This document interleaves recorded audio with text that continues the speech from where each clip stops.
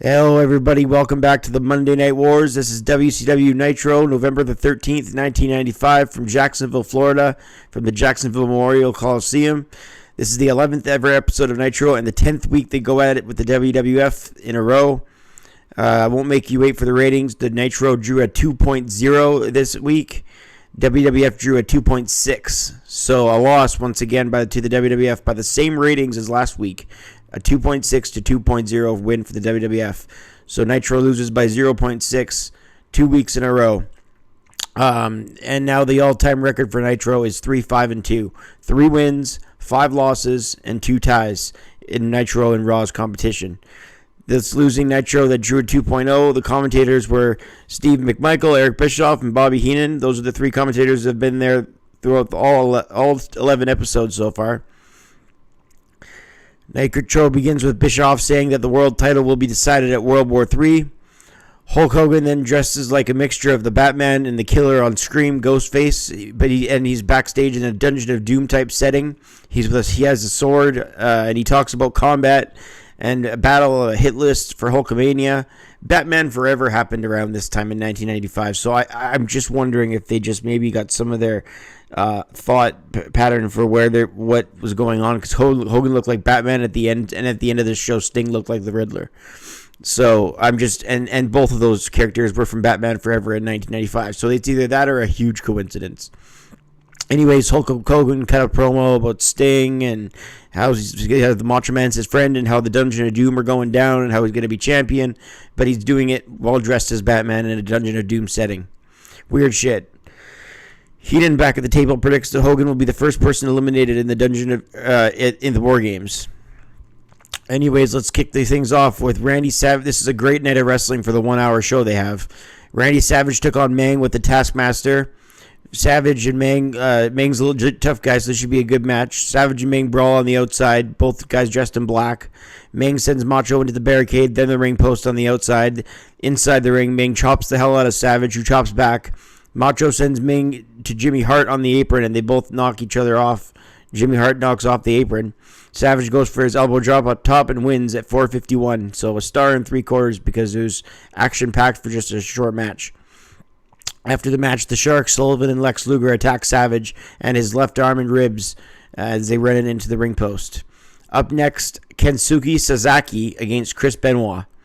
Not Kenzo Suzuki. His name's Kensuke Sasaki. Japanese wrestler. This should be good. He's a stockier Japanese wrestler. They only got a couple minutes to work with, I see, but in that they did a lot. Sasaki with a big-time power slam to Benoit. Benoit off the top ropes got knocked down and with more power by Sasaki. Benoit fights back. Both men shove each other as Sasaki has Chris in the corner. Benoit off the buckle, an Irish whip, and then a running bulldog by Kensuke Sasaki, who power slams Benoit, near fall. Benoit hit with a snapmare and a reverse chinlock with a knee driven into the spine. A jumping elbow drop, and it's all Kensuke Sasaki, as it wasn't until Benoit hit a tilt-a-whirl slam as Benoit countered. He lands on his feet after a German suplex attempt. Benoit then off the ropes lands on his feet again with a standing switch and another German suplex. 4 German suplexes in a row, and then a full Nelson suplex with a bridge. A German suplex with a bridge into a full Nelson, and Benoit holds the bridge for the 3 count and wins at 2:40. So impressive for a 150-second match. 2 minutes and 40 seconds is 150 seconds by my count. No, it's 160 seconds. I swear to God. I swear to God I'm good at math, but I'm not good at math. But that's easy. It's 160 seconds. So for 160 seconds, that's a good wrestling match. I rated 2.5 stars. I had it written down as 150 seconds, 10 seconds less. Johnny B. Bad defends the TV title against Eddie Guerrero next. And we go from a Savage match, Randy Savage. We go from a Randy Savage match to a Benoit match and now to a Guerrero match. So this is a lot of quality. And then next is a Malenko match with Sting. Eddie wants to become TV champ, but Johnny B. Bad is defending champion. This was just a fantastic match, this one. Eddie with a test of strength. Eddie was in control until an arm wringer by B. Bad. 2 leapfrogs into a backbreaker off the ropes, a tilt-a-whirl Hurricane Rana, a snapmare, then the explosive drop kick, a reverse elbow, 2 near falls, side ropes, a springboard Hurricane Rana, a sunset flip off the top, Be Bad ducked Eddie, felt out, and then a somersault plancha by Johnny Be Bad. Fast action. Be Bad with a springboard crossbody misses Eddie, who covers to use his great in-wing awareness but scores a near fall. Eddie with a standing switch by Johnny Be Bad and a roll-up of Guerrero, a kick out by Johnny Be Bad, then he hits an uppercut. Eddie with a spin drag, and then Eddie with a drop toe hold with a spinning arm into an Oklahoma roll cradle and a 2 count. Damn, this is good wrestling. Say what you want about Mero or Johnny Be Bad, but he's a good wrestler. There's no doubt about that. Again, he's in there with Eddie, and he looks extra good here. Both guys put wrestling aside and have turned it into a brawl for just a moment. They exchanged right hands as one of Johnny Be Bad thought Eddie cheap shotted him, so they just went at it with right hands. And then Eddie turned it back into a wrestling as he springboards into Johnny Be Bad with a senton. 2-minute warning, they say.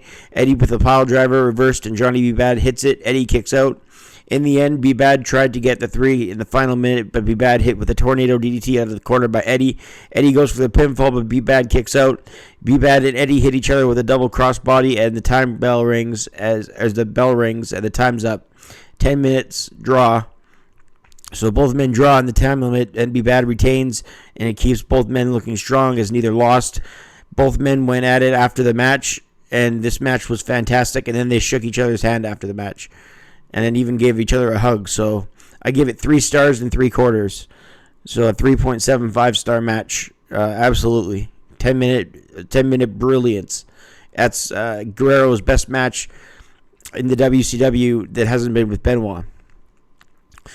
And that's saying something. Bischoff says Hogan is going to be on Nitro next week, and Hogan wants to wrestle Sting. This is face Hogan and Surfer Sting, so it's not Hollywood Hogan versus the Crow, but it's still Sting and Hogan, so that should go down next week. Mean Gene has Jimmy Hart, Sullivan, and the Giant with him. Sullivan says World War III is the biggest pay-per-view ever, and Giant will win. Next, we got Sting versus Sting-Malenko. The Stinger takes on the Man of 1,000 Holds. Stinger's in green tights with green and black face paint, looking like the Riddler with his blonde, spiky hair. The Jim Carrey Riddler. A go behind waist lock. Malenko turns into a side headlock takeover. Sting got with a shoulder block, and Malenko with a shoulder block into Sting, and Sting didn't move. Malenko hits the leapfrog and a duck under. Then Sting power slams Malenko with a military press. Sting and Dean tie up again, and Sting's reversed into the ropes. Malenko with a drop kick to the leg.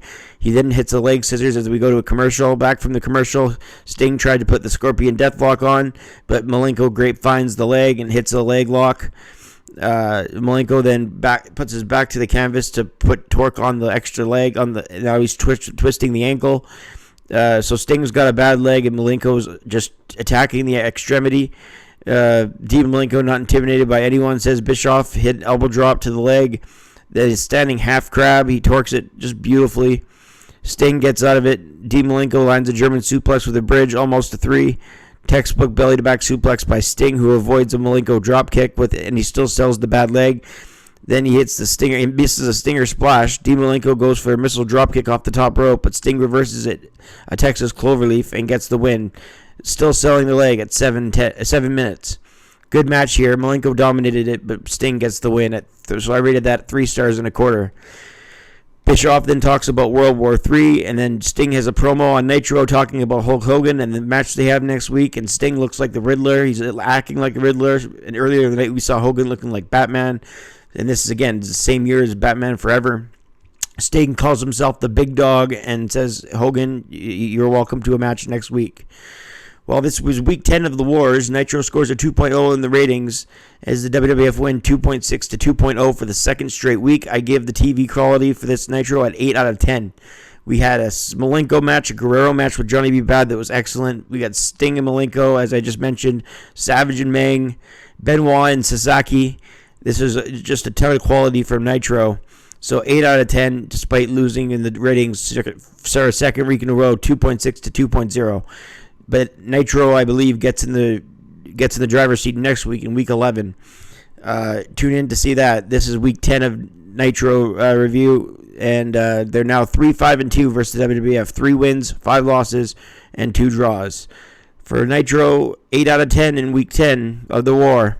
8 out of 10 quality-wise. I'm Brett Mix, and I'll see you on the next Nitro review and Raw review for week 10. And I'm out.